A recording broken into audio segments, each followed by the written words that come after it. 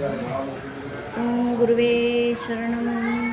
ஓம் திகட சக்கர செம்முகம் ஐந்துளான் சகட சக்கர தாமரை நாயகன் அகட சக்கர விண்மணியாவுரை விகட சக்கரன் மெய்ப்பதம் போற்றுவாம்.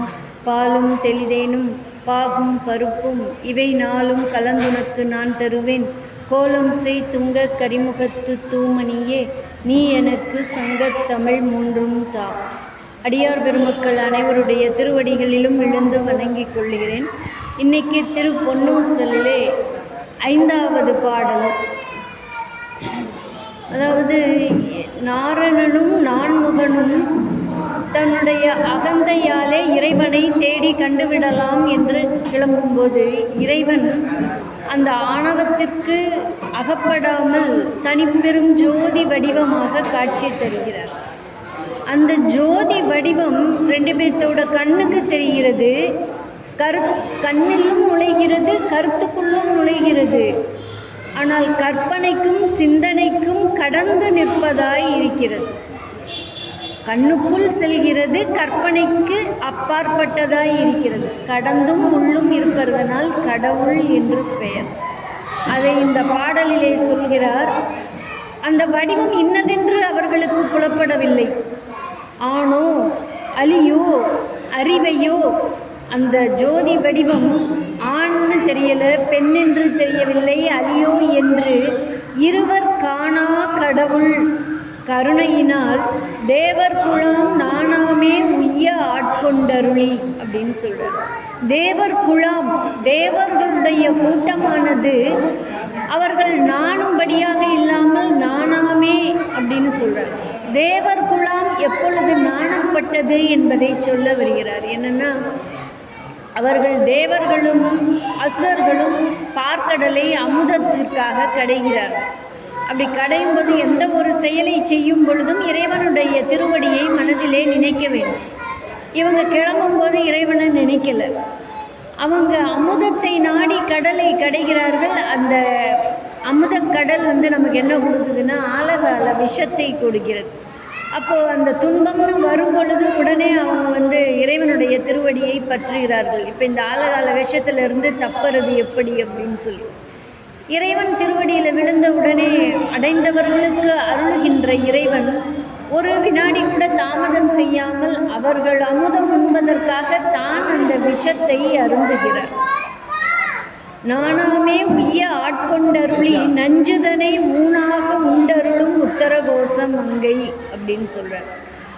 அந்த தேவர் குலம் இப்போ நம்ம வீட்டிலலாம் நம்ம ஏதாவது ஒரு விசேஷத்துக்கு கூப்பிட்டுட்டு வரல அப்படின்னா மறுபடியும் நாம் அவங்க ஏதாவது கூப்பிட்டு வந்தாங்கன்னா அப்போவே அவங்க வரல, இப்போ வந்திருக்கீங்க, அவங்களுக்கு கொஞ்சம் கூட கூச்சமே இல்லையா அப்படின்னு கேட்குறோம். ஃபஸ்ட்டு நம்ம அந்த கடவுளை நினைக்காதவங்க மீண்டும் தேவைன்னு வரும்போது நினைக்கும்போது கடவுள் அதையெல்லாம் சிந்திக்கவே இல்லை. அவங்க எப்போ திருவடியை பற்றுகிறார்களோ அப்பொழுதே அவர்களுடைய துயரத்தை தீர்க்க வேண்டும் என்று அருளை வடிவான இறைவன் நினைக்கிறார். உடனே வரங்க நம்ம அடுத்தவங்க இப்போ ஒரு இனிப்பு சாப்பிடணும் அப்படிங்கிறதுக்காக நாம் ஒரு கசப்பை சாப்பிட முடியாது. அது கசப்பு மட்டும் இல்லைங்க, உயிரையே போக்கக்கூடிய ஆழகால நஞ்சு. அவர்கள் தன்னை அடைக்கலமாக அடைந்தவுடன் எந்த அளவுக்கு இறைவன் கருணை செல்கிறது என்று சொன்னால் ஆழகால நஞ்சினை ஊனாக உண்டு அருளும் விதத்திற்கு அந்த கருணை செல்கிறது. அந்த கருணையின் அடையாளம் அது. அடுத்த வரியிலே சொல்கிறார், கோனார் பிறை சென்னி கூத்தன் குணம் பரவி பூனார் வனமுலையீர் பொன்னூசல் ஆடாமோ அப்படின்னு சொல்லி. கோனார் பிறை சென்னி, சென்னின தலை. அந்த இறைவனுடைய தலையிலே இருக்கின்ற பிறையானது வளர்வதும் இல்லை, தேய்வதும் இல்லை. அதாவது யாராவது பாதி தேய்ந்த அந்த நிலாவை பார்த்தீங்கன்னா முழு நிலாவை எல்லா கவிஞர்களும் வர்ணிப்பாங்க. ஆனால் அந்த பிறை தேய்ந்த நிலாவை யாரும் வர்ணிக்கிறதும் கிடையாது. அதே சமயத்தில் அதன் மேலே அவ்வளோ இரக்க குணம் கொண்டதும் கிடையாது. சிவபெருமான் தன்னுடைய சென்னியிலே அந்த பிறை அந்த வளைந்த பிறையை எதற்காக சூடி இருக்கிறார் என்று சொன்னால் அது சந்திரன் மேல் கொண்ட கருணை. சந்திரன் தன்னுடைய மாமனார் தச்சன் கிட்ட வாங்கின சாபம் அந்த பிறை தேய்ந்து போகிறது. அந்த நிலவு அந்த சாபத்தை தளர்த்துகிறார். இறைவனுடைய திருவடியிலே சந்திரன் விழுந்து வணங்கி அதற்கு சாப விமோச்சனம் கேட்கும் பொழுது இறைவன் அருளுகிறார், ஒரு மனைவிக்கு நீங்கள் துரோகம் பண்ணினதுனால வந்த சாபம், இதை நான் முழுமையாக தவிர்க்க முடியாது, பாதி நாள் வளருங்க, பாதி நாள் தேயும்படி அந்த சாபத்தை கொஞ்சம் தளர்வு பண்ணி கொடுக்குறார். பின்னும் அந்த சந்திரன் மனசில் வருத்தப்பட்டு துயரப்பட்டு அவங்க போகிறத பார்க்க அந்த தாய் உள்ளம் வருத்தப்பட்டு அந்த தேய்ந்த சந்திரனை எடுத்து தலை மேலே சூடிக்கொள்கிறார். அந்த திருவடிவம்தான் சந்திரசேகர திருமூர்த்தம் என்று சொல்லுவார்கள். பொதுவாக திருநீலகண்டமும் அந்த சந்திரசேகர மூர்த்தமும் இறைவனுடைய கருணைக்குரிய அடையாளம். அந்த கருணை நிறைந்த அந்த குணத்தை போற்றி பாட வேண்டும் என்று சொல்லுகிறார்.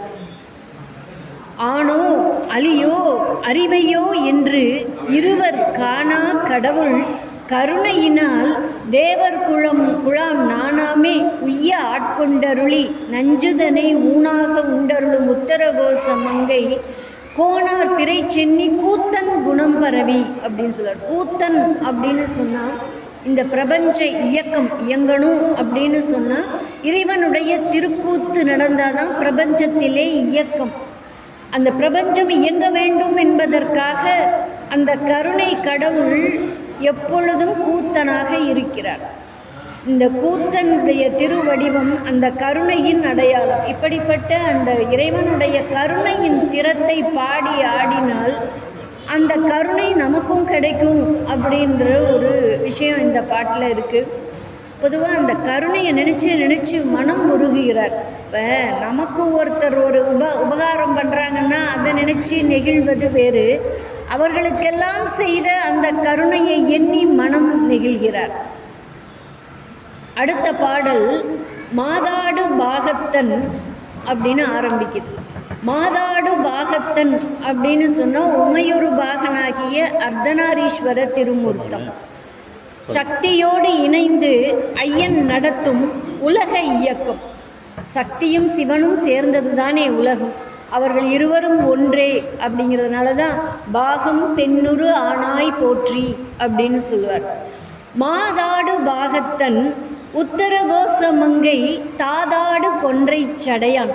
தாதுனா மகரந்தம், இந்த பூக்கள், இந்த மகரந்தம் நிறைந்த கொன்றையை தன்னுடைய தலையிலே சடையிலே அணிந்த பெருமான்.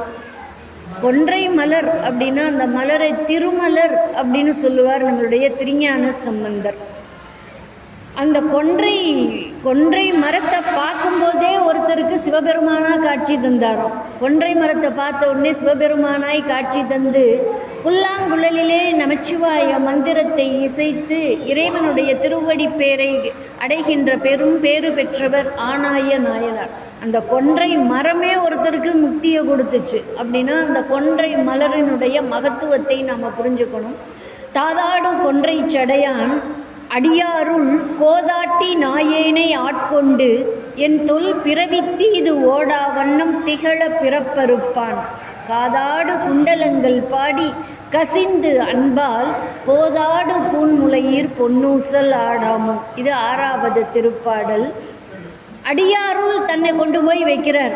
இவர் சொல்கிறாரு, அடியாருக்குள்ளார போய் உட்கார்ற அளவுக்கு எனக்கு என்ன தகுதி இருக்குது அப்படின்னு கேட்பார். புகவே தகேன் அப்படின்னு சொல்வார்.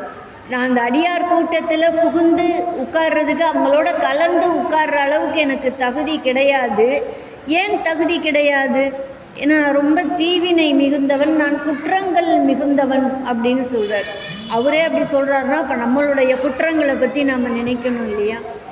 புகவே தகாத என்னை அந்த கூட்டத்துக்குள்ளே தகுதி இல்லாத ஒருத்தரை போய் ஒரு கூட்டத்தில் உட்கார வைக்க முடியாது. ஒரு கூட்டம் நடக்குது, இப்போ ஒரு ஆன்மீக கூட்டம் நடக்குதுன்னா ஆன்மீக சம்மந்தப்பட்டவங்க தான் அங்கே வந்து உட்காருவாங்க. அந்த மாதிரி ஒரு பெரிய சபைனா ஒரு விஐபிஸ் அப்படின்னு சொன்னோன்னா அந்த விஐபிஸ் இருக்கிற கூட்டத்தில் அந்த விஐபிஸை தான் கொண்டு போய் உட்கார வைப்பாங்க. அவங்களுக்குன்னு அந்த சில முறைகள் இருக்குது.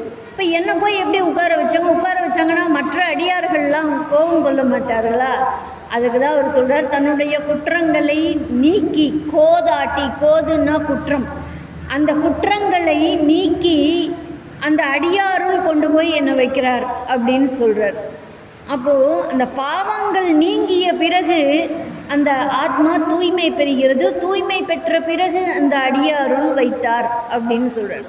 இந்த பாவம் அப்படின்னு சொல்கிறாரே, தன்னுடைய தொல் பிறவி தீது அப்படின்னு சொல்கிறார். தொல் பிறவினா பல பிறவிகள் தோறும் தான் சேர்த்து வைத்த பாவ புண்ணியங்கள் அப்படின்னு சொல்கிறார். இந்த நம்ம பெரியவங்கள்லாம் சொல்லியிருக்காங்க, நம்ம பாவங்கள்லாம் மூட்டை மூட்டையாக சேர்ந்து போய் கிடக்கும், அதுக்கு பேர் சஞ்சித வினை. பல பிறவிகளில் நம்ம சேர்த்து வைத்த பாவங்களுக்கெல்லாம் பேர் சஞ்சித வினை. அந்த வினையெல்லாம் ரொம்ப சேர்ந்து போய் இருக்குமா, இறைவன் அந்த உயிர்கள் மேலே கொண்ட கருணையினால் ஒரு பிறப்பை அருளுகிறான்.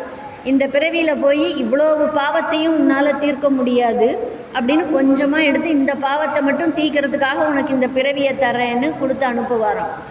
இந்த உயிர்கள் என்ன பண்ணுது, நாம் பாவத்தை தீர்ப்பதற்காக வந்திருக்கோன்றது தெரியாது இந்த உயிர்களுக்கு. இந்த பிறவியில் பாவத்தை தீர்க்கறதுக்கு பதிலாக இன்னும் புதியதாக பாவங்களை சேர்த்து கொள்ளுகிறோம். அப்போ பாருங்கள், ஏற்கனவே இருக்கிற சுமையே ஜாஸ்தி. இப்போ இந்த பிறவியில் தீர்க்க வேண்டிய பாவங்களை தீர்க்காமல் மேலும் பிறவியில் பாவங்களை சேர்க்கும். அந்த அனுபவிக்க வந்த அந்த பாவத்துக்கு பேர் பிராரத்த வினைன்னு பேர். மீண்டும் அதில் மேலும் சேர்த்து கொள்ளுகிற பாவத்துக்கு ஆகாமிய வினை அப்படின்னு பேர்.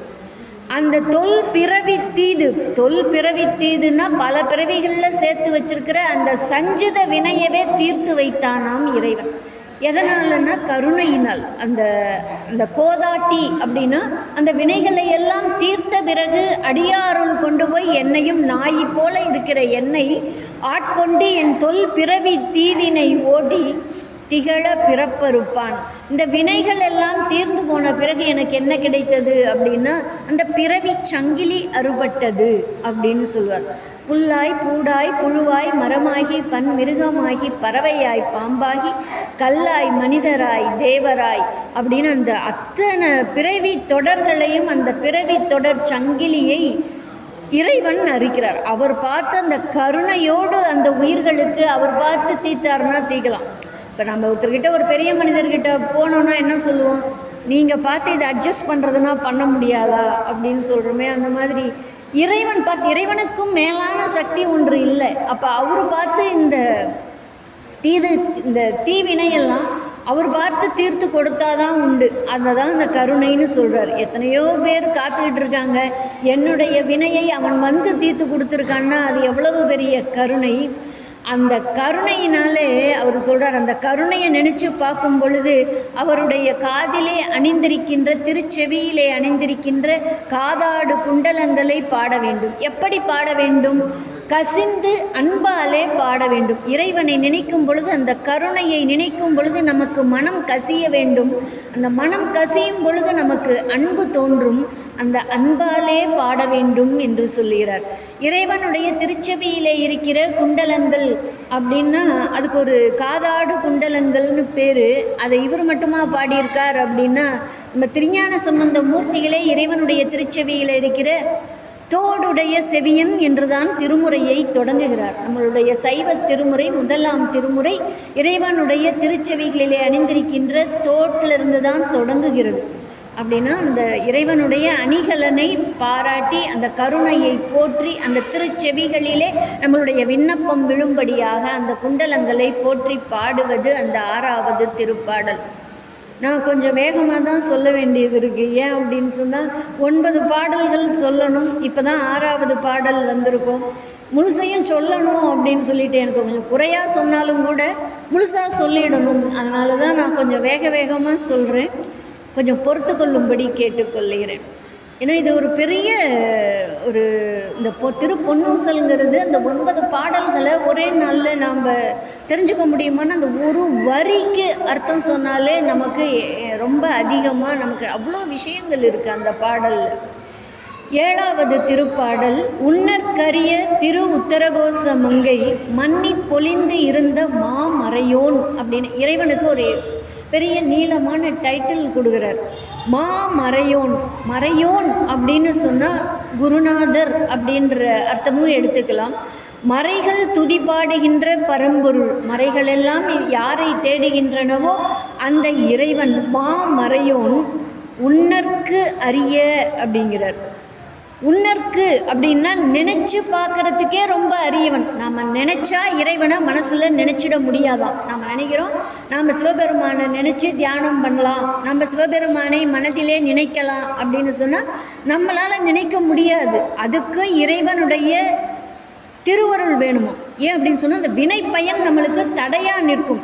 பல்வேறு எண்ணங்களிலே மூழ்கி சிக்கி கிடக்கிறோமே, அந்த வேலை இருக்குது, இந்த வேலை இருக்குது, எதை நினைக்கிறது எதை விடுறதுன்னு தெரியாது. இறைவனை நினைக்கிறதுக்கு நம்ம தீவினைகள் அவனை நினைக்கிறதுக்கு கூட விடாது. அதனால் பலவித எண்ணங்களிலே கிடந்து உழலுகின்ற மனத்தால் இறைவனை நினைப்பது என்பது அரிய காரியம். அதனால தான் அவன் அருளாலே அவன் தாழ் வணங்கி அப்படின்னு மாணிக்கவாசக பெருமானே பாடுவார். மாணிக்கவாசக பெருமான் மட்டும் இல்லைங்க, நம்ம சுந்தரமூர்த்தி சுவாமிகளும் அதை சொல்லுவார். ஏன்னா முதலிலே எம்பெருமான் தடுத்தாட்கொண்ட போது பித்தா பிறை சூடி பெருமானே அருளாளா எத்தால் மறவாதே நினைக்கின்றேன் அப்படின்னு சொல்லுவார். நான் மறவாமல் நினைக்கின்றேன்னா அது என்னுடைய செயலா? இல்லையே.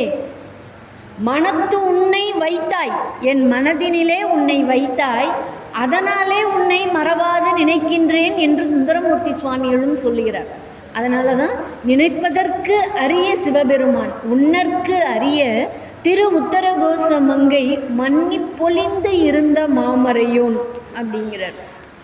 இந்த அந்தன திருக்கோலத்திலே திருப்பெருந்துறையிலே தன்னை ஆட்கொண்ட குருநாதர், அதனால தான் அவரை மாமறையோன்.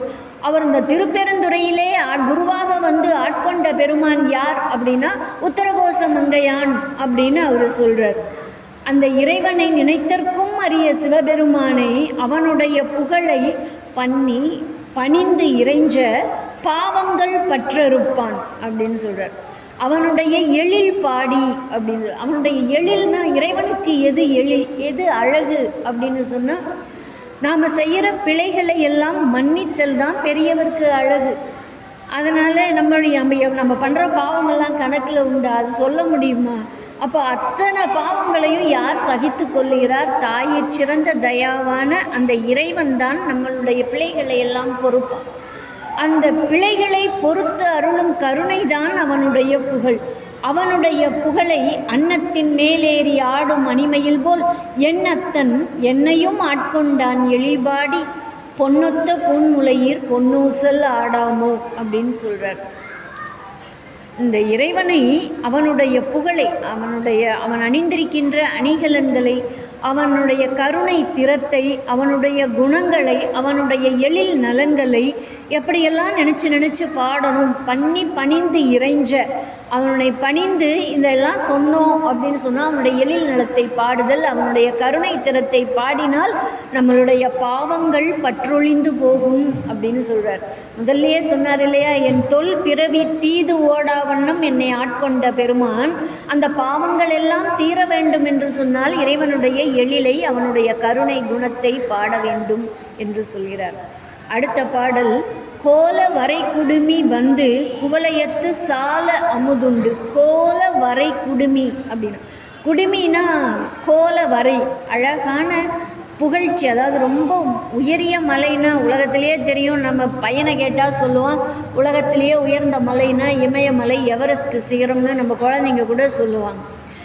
அந்த இமயமலையிலே மிக உயர்ந்த சிகரமாக இருப்பது கையிலை மலை. அந்த அழகு மிகுந்த அந்த கையிலை உச்சியிலே வாழ்கின்ற இறைவன், அவருடைய உயர்வை சொல்வதற்காக அதை சொல்கிறார்.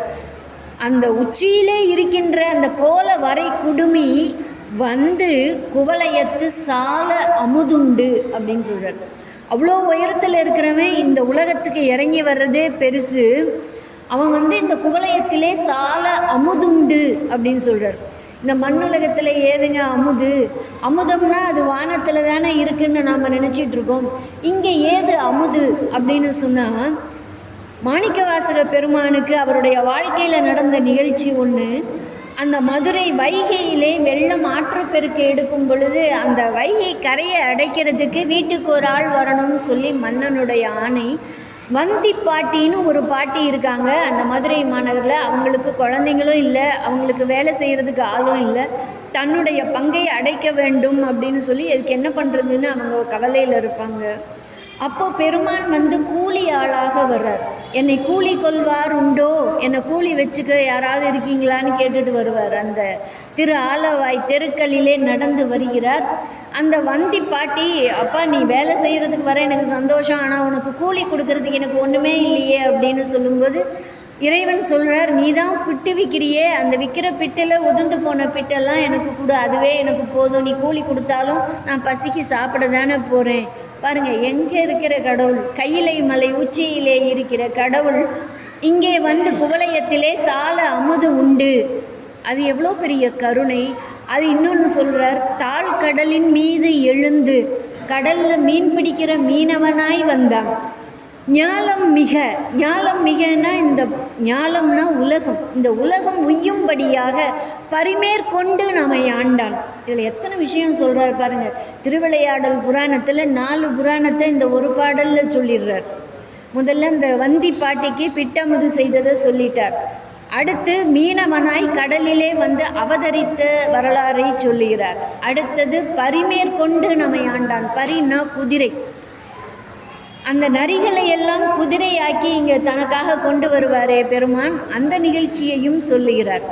பரிமேற்கொண்டு நம்மை ஆண்டான். பாருங்கள், நம்மை ஆண்டான்னா இப்போது நமக்கெல்லாம் என்ன தெரியும்னா மாணிக்க வாசக பெருமானுக்கு மட்டும்தான் பெருமான் அருள் புரிஞ்சிருக்கார் அப்படின்னு நாம் நினைக்கிறோம். ஆனால் இவர் அப்படி சொல்லலை. இவர் என்ன சொல்கிறார், நம்மை ஆண்டான் அப்படின்னு பன்மையில் சொல்கிறார். நம்மை ஆண்டான்னா அங்கே இருக்கிற மதுரை மாநகரத்து மக்கள் அத்தனை பேரையும் ஆட்கொண்டான் அப்படின்னு சொல்கிறார். இவர் தனக்கு அருள் புரியும் போது எப்படி வந்தார், குருமேனி தாங்கி வந்து திருப்பெருந்துறையிலே குருநாதராக வந்து அருள் புரிந்தார்.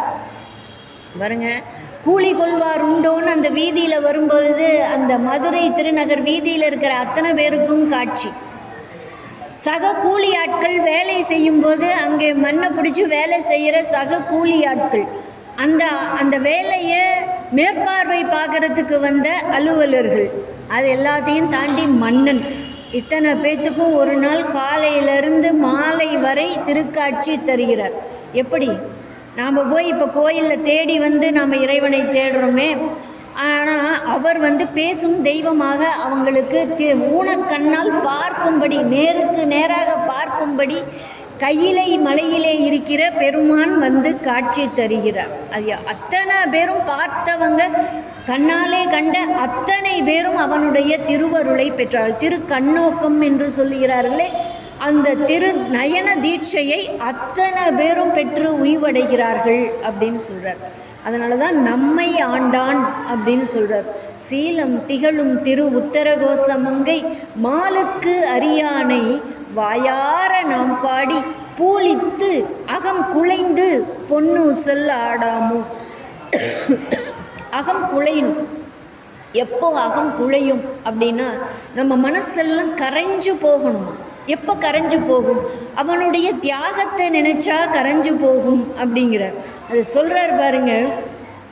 மதுரை பெருநன் மாநகர் இருந்து குதிரை சேவகன் ஆகிய கொள்கையும் ஆங்கது தன்னில் அடியவட்காக பாங்காய் மண் சுமந்து அருளிய பரிசும் அப்படின்னு பாடுவார். மதுரை பெருநன் மாநகரத்திலே இருந்து குதிரை சேவகனாக வந்தார், குதிரைக்காரனாக வந்தார். குதிரை வண்டிக்காரன்னா நம்ம ஏப்பா அப்படின்னு நம்ம எப்படி பேசுவோம், குதிரைக்காரன் அப்படின்னு சொல்லுவோம்.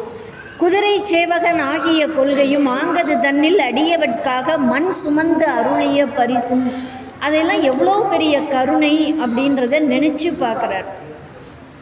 இந்த ஞாலம் மிக அப்படின்னா இந்த உலகம் உய்யும் வண்ணம் அவர் இத்தனை வேலையை செய்கிறார் அப்படின்னா, இந்த உலகம்தான் முக்தி தர வல்லதுன்னு தேவர்களும் மானிட பிறவியை வேண்டி நிற்கிறாங்களாம். எங்களுக்கும் பிறவியை கொடுங்க, புவனியில் போய் பிறவாமையினால் நாம் போக்குகின்றோம் அவமே அப்படின்னு சொல்லுவார். எங்களுக்கும் இந்த மண்ணுலகத்திலே வாழ்க்கை கிடைச்சா நாங்களும் உன்னை போற்றி பரவி எங்களுக்கும் முக்தி கிடைக்குமேன்னு தேவர்கள் வாடுகிறார்களாம். சீலம் திகழும் திரு உத்தரகோசமங்கைன்னு சொல்கிறார்.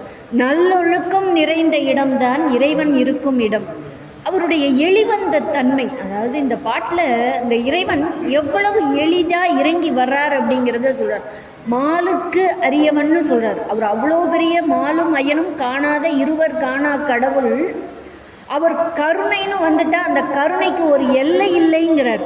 இவ்வளவுதான் கருணை, அவ்வளவுதான் கருணை என்பது இல்லை. எப்படிப்பட்ட கருணை! அடியார் கூட்டத்தோடு குருநாதர் வடிவிலே குருந்த மரத்தடியிலே திருப்பெருந்துறையில் வந்து இருந்தார். அது கூட ஒத்துக்கலாம். அது கொஞ்சம் கௌரவமான வேடம். நம்ம ஒரு நாடகத்தில் நடிக்கிறோம் அப்படின்னா அது ஒரு ஹீரோன்னு சொல்கிறாங்க, காமெடியன்னு சொல்கிறாங்க. அந்த மாதிரி நிறைய கேரக்டர்ஸ் அந்த ஒரு நாடகத்தில் நிறைய பாத்திரங்கள் இருக்கின்றன. அதில் கூட ஒரு கௌரவமான வேஷம் வேணும்னு நடிக்கிறவங்க கூட நினைக்கிறாங்க, நான் தான் ஹீரோவாக இருக்கணும், எனக்கு தான் மெயின் பார்ட் கொடுக்கணும் அப்படின்லாம் கேட்குறாங்களே. அப்படியெல்லாம் இறைவன் நினைக்கவே இல்லையாம். குருநாதராக பாத்திரம் ஏற்று வருகிறார். திருப்பெருந்துறையில் இருந்தால் அது கூட கொஞ்சம் பரவாயில்ல. ஆனால் குதிரை விற்கிற சேவகனாலாம் குதிரை மேலே ஏறி வரணுமா? வந்திக்கு தேவை ஒரு கூலியாள், அவ்வளோதான்.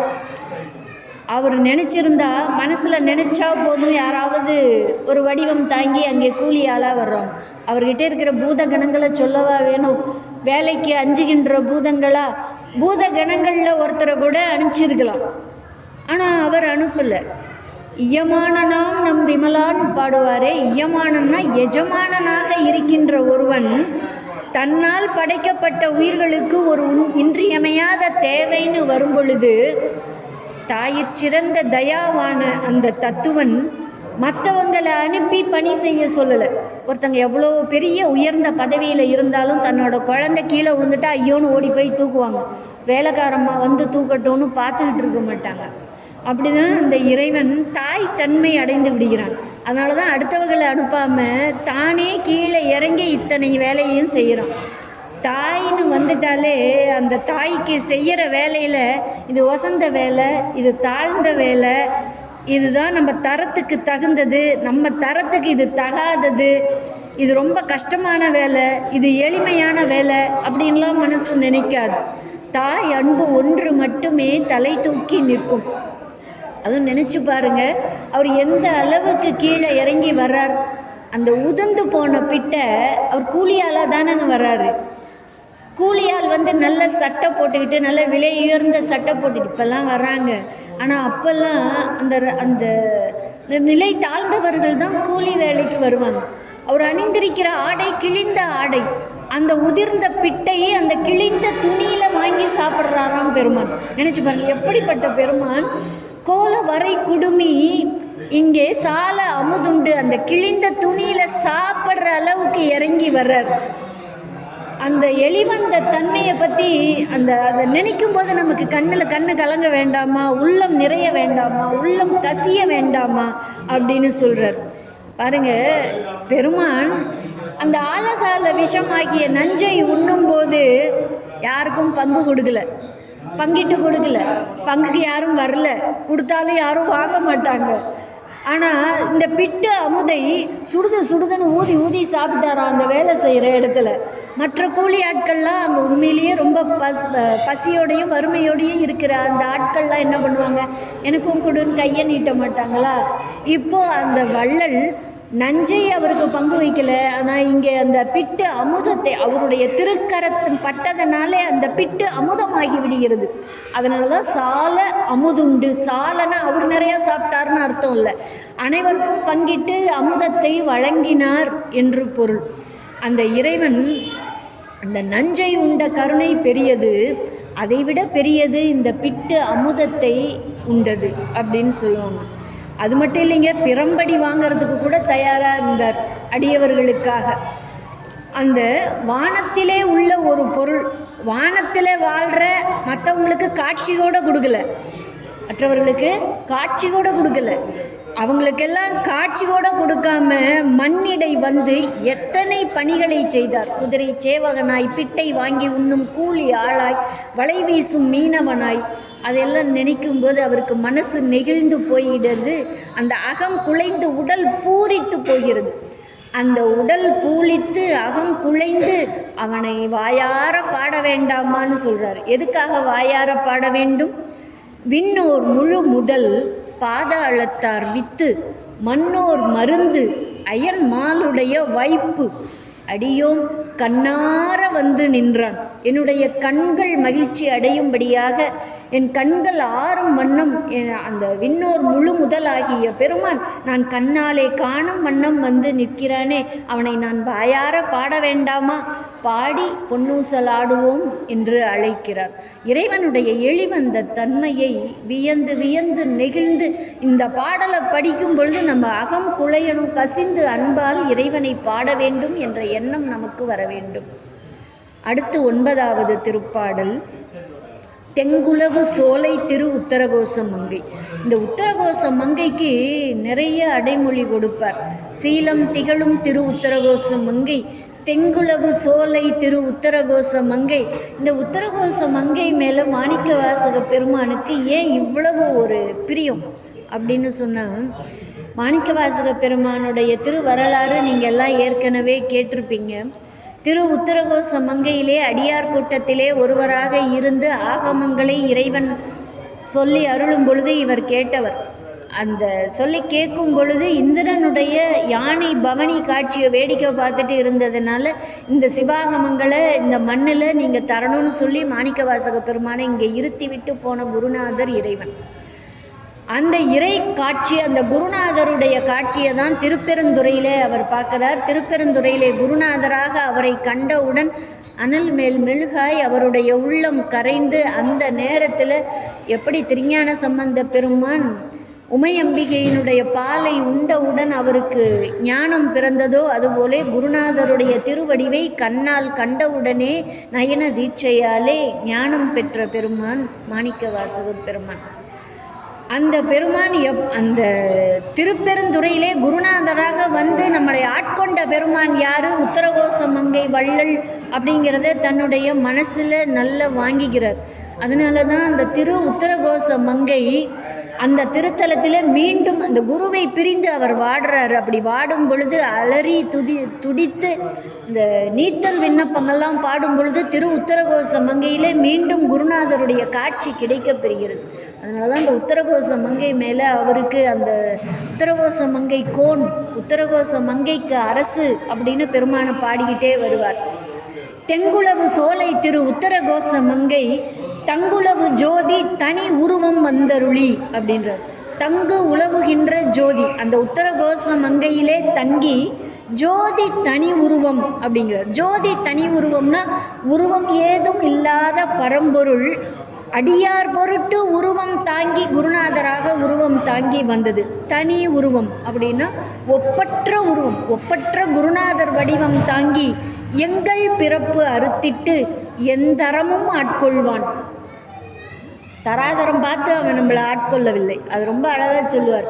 இவங்க உசந்தவங்க, இவங்கள தவம் பண்ணவங்க, இவங்க நமக்காக ரொம்ப காலமாக காத்திருக்காங்க அப்படின்லாம் அவர் எந்த தரமும் பிரித்து பார்க்கல.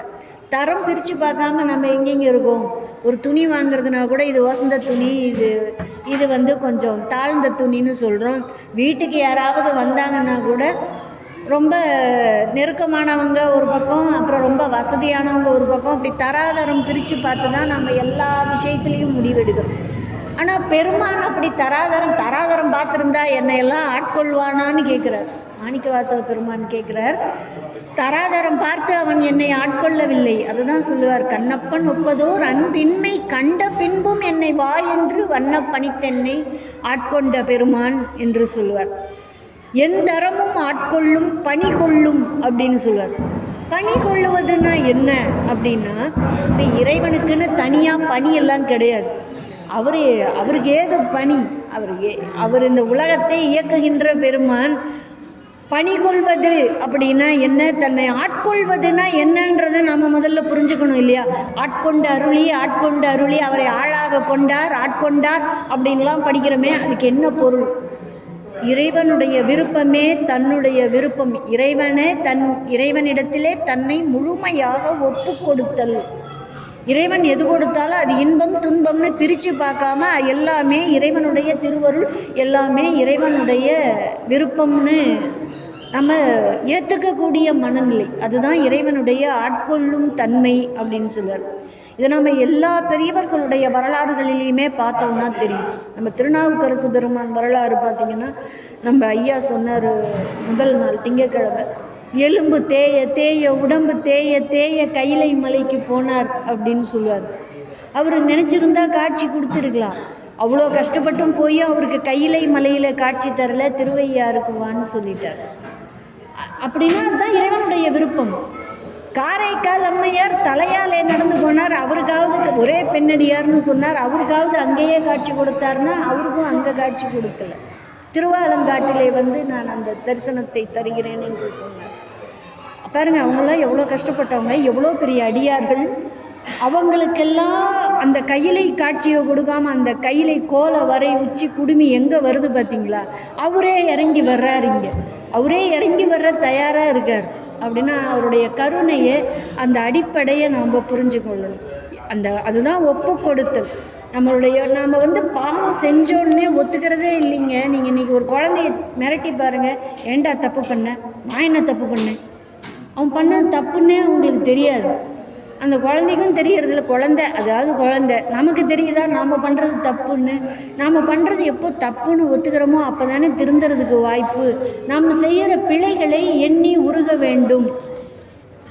திரு உத்தரகோச மங்கையிலே தங்கியுள்ள ஜோதி வடிவமான அந்த பொருள் குரு வடிவம் தாங்கி வந்தருளி எல்லா தரத்தில் உள்ளவர்களையும் மிக தாழ்ந்த நிலையிலிருந்து மிக உயர்ந்த நிலையில் உள்ளவர்கள் வரை அனைவரையும் ஆட்கொண்டு பணி கொண்ட கொன்றை சடையானை பாடி ஆடுவீர்களாக அப்படின்னு சொல்கிறார்.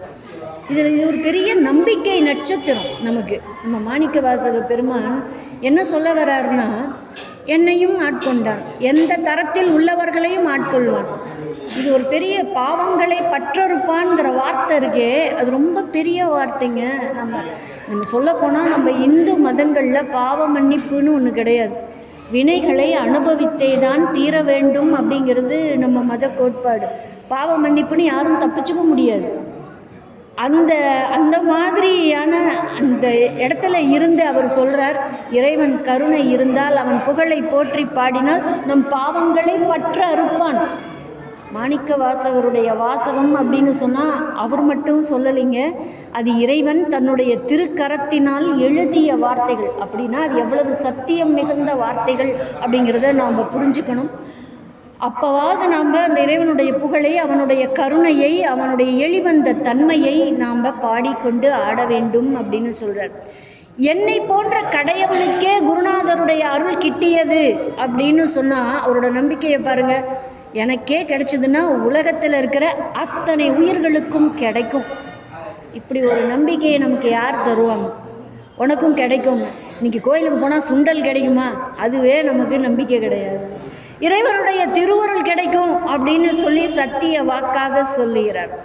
ஊஞ்சல் ஆடும்போது கூட இறைவனுடைய நினைவு வேண்டும் அப்படின்றதுக்காக எழுந்த பாடல் தான். எல்லா பந்து விளையாட்டு, திரு அம்மானை எல்லாமே மகளிர் விளையாடும் விளையாட்டு. இதை நம்ம ரொம்ப நுட்பமாக கவனிச்சுக்கணும். என்ன அப்படின்னா, இறைவனுடைய திருவடியை சேர எண்ணும் அடியவர்கள் எல்லாம் தங்களை பெண்ணாக பாவித்து கொள்வார்கள். ஏன்னா பெண் மனம் இயற்கையில் உருகும் இயல்பு. ஏன்னா தாய் அன்புன்னு சொல்கிறோமே, அந்த தாய்மை நிறைந்த பெண்களால் தான் அந்த அன்பை முழுமையாக உணர முடியும். அந்த அன்பாலே கசிவது அப்படின்னா பெண்களால் ரொம்ப முடியும்.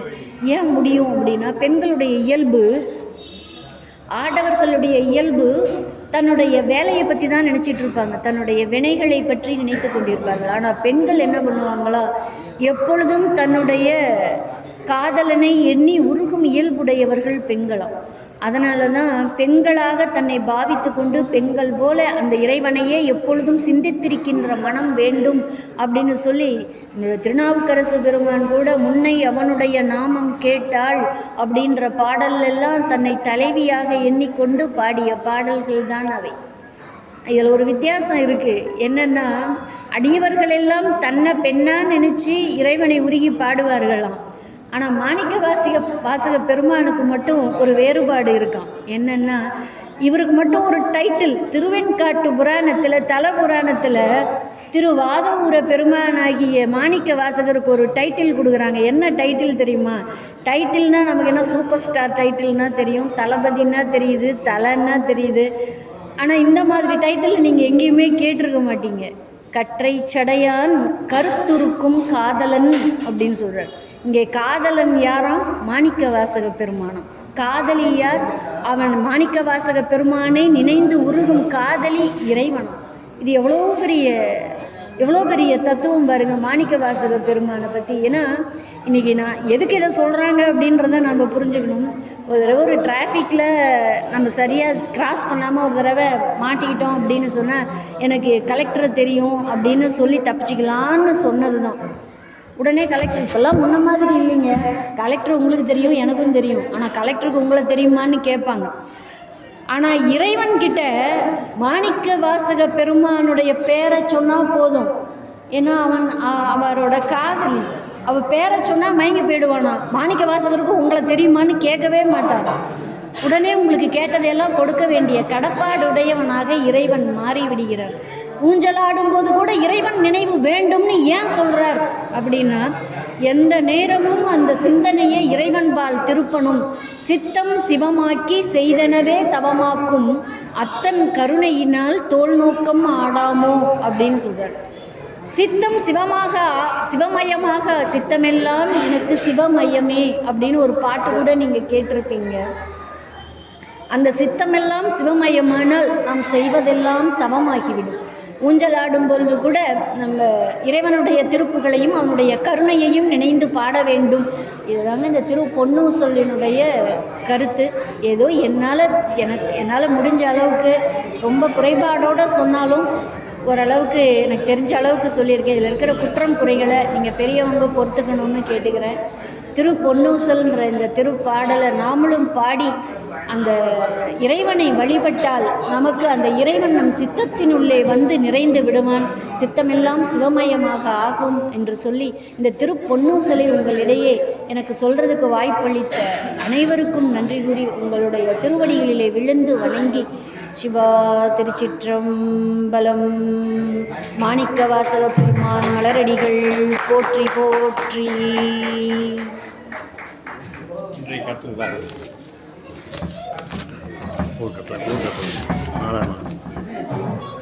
இன்றைய கட்டளை 25/9/2025 வியாழக்கிழமை செங்குந்தர் ஊர்கட்டளையாக நடைபெற்றிருக்கிறது. கட்டளை அந்த அனைவருக்கும் இறைவனுடைய திருவருள், இறைவியோடு இறைவன் உங்களுடைய உள்ளத்திலும் இல்லத்திலும் நிறையும்படி இறைவனுடைய திருவருள் பரிபூரணமாக நிறைய இறைவனை வேண்டி பிரார்த்திக்கிறேன். சிவா திருச்சிற்றம்பலம்.